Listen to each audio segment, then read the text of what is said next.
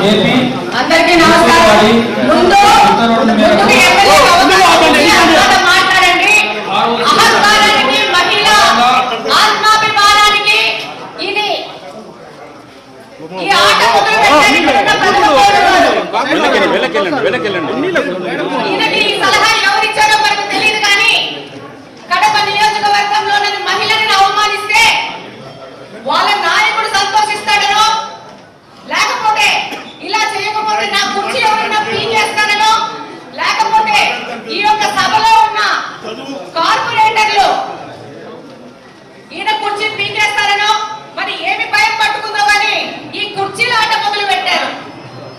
ఈ సందర్భంగా నేను తెలియజేస్తున్నాను, గత 8 సంవత్సరాల నుంచి ఇదే వ్యక్తి, ఇదే పెద్ద మనిషి ఇదే కుర్చీలో కూర్చొని రైట్ ఒక ఎమ్మెల్యేను, లెఫ్ట్ ఒక ఎమ్మెల్యేను కూర్చోబెట్టుకొని ఈయన ఈ యొక్క సమావేశాలు పెట్టారు.